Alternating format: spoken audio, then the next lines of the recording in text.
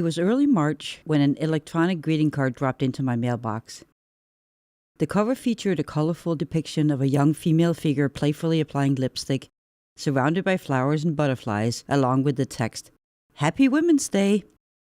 To be honest, I was a bit baffled.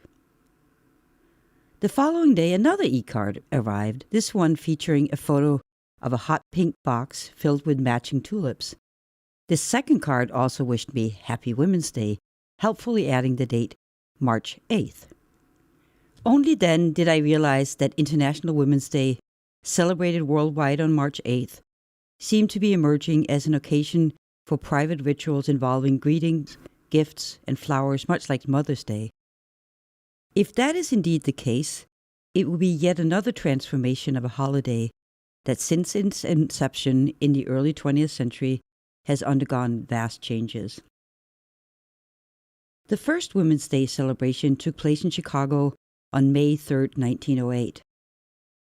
Organized by the U.S. Socialist Party, it brought together an audience of 1,500 women who demanded economic and political equality on a day officially dedicated to the female workers' cause. The following year, women gathered in New York for a similar celebration. Inspired by these American initiatives, European socialists soon followed suit.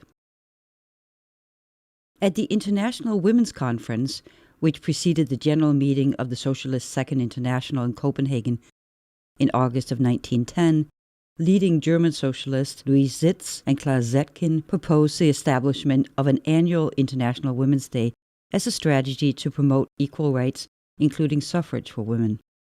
More than 100 female delegates from 17 countries unanimously endorsed the proposal. What would seem a fairly innocuous gesture marked a significant break with socialist tradition. Though ideologically committed to human equality, socialists had long argued that women's liberation would only materialize under socialism, and the only way for working-class women to improve their lot in life was to join working-class men in their struggle. Feminism was seen as a cause for middle and upper-class women with their own class interests in mind. Yet fearful that the feminist demand for female suffrage might attract too many working-class women, socialist leaders decided to embrace it. Still, they insisted that the vote was a means to an end, not an end in itself.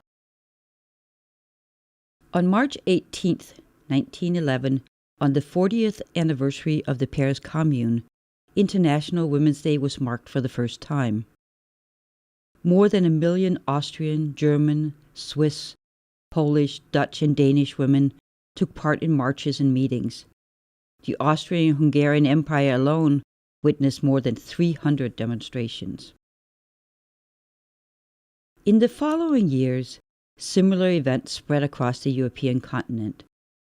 Generally spearheaded by socialist women, demonstrations called for women's rights and female suffrage, and many feminists readily joined their socialist sisters. The outbreak of the First World War in 1914 halted much of the international collaboration that had underpinned International Women's Day and sowed deep divisions among socialist women.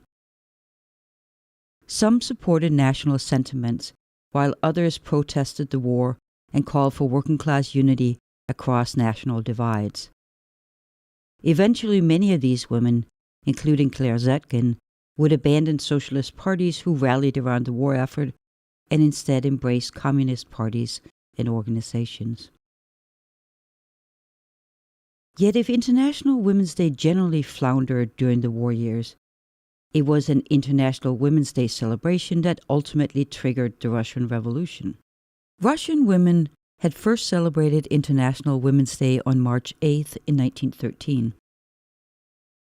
4 years later, on March 8th of 1917, working-class women in St. Petersburg, exasperated by rising food prices and rapidly deteriorating living conditions, led a demonstration calling for an end to war and political autocracy.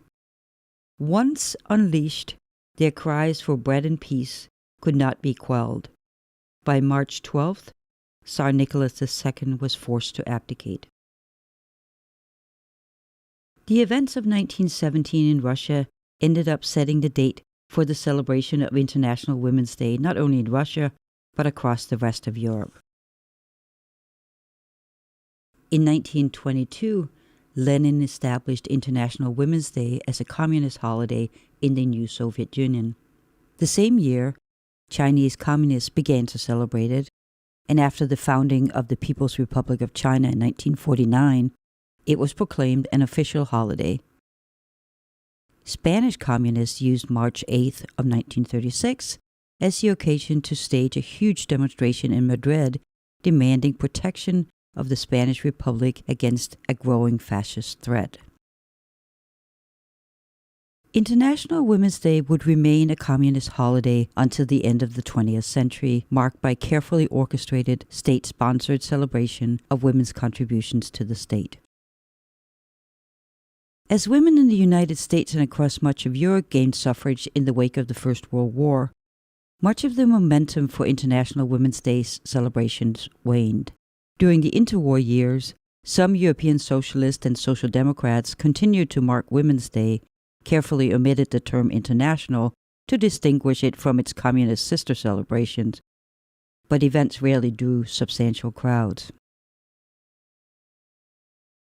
It was only with the emergence of second-wave feminism in the late 1960s that International Women's Day re-emerged as a significant day of activism. Though the day never recaptured much attention among American feminists, European feminists embraced March 8th under the updated name Women's International Day of Struggle, or Frauenkampftag in German, or Kvinnernes Internationale Kampdag in Danish. The new name signaled political radicalism and a resolute distance from organized party politics, both of which were key features of the women's movement in the 1970s and 80s. Nonetheless, March 8th celebrations typically involved not only feminists, but a broad assortment of left-wing activists, women's groups, and labor organizations calling for such issues as equal pay, political parity, reproductive rights, and childcare. During the International Women's Year in 1975, the United Nations first celebrated International Women's Day. 2 years later, in 1977, the United Nations General Assembly adopted a resolution proclaiming a United Nations Day for Women's Rights and International Peace. Eager to disentangle this new holiday from the socialist origins of International Women's Day, the Assembly noted that it was to be observed, quote, on any day of the year by member states in accordance with their historical and national traditions, unquote. Moreover, in contrast to contemporary feminist practices of casting it as a day of protest, the United Nations billed it as, quote, a time to reflect on progress made and celebrate acts of courage and determination of ordinary women, unquote. In the decades since the 1977 resolution, the United Nations has in fact marked International Women's Day on March 8th, with events and activities centered around a particular theme such as Empower Rural Women, End Hunger and Poverty, which was the theme in 2012, or Empowering Women, Empowering Humanity, Picture It, the theme of 2015.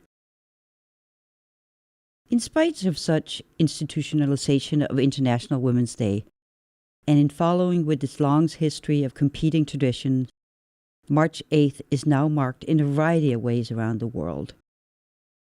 In many former communist regions, it's a public holiday. In Western Europe, it remains an occasion for feminist demonstrations, and in many developing countries, women's rights activists take to the street to voice their call for gender equality. In Italy, men allegedly give yellow mimosas to women to celebrate the day, and in the United States, some people apparently send cards and flowers to honor the women in their lives.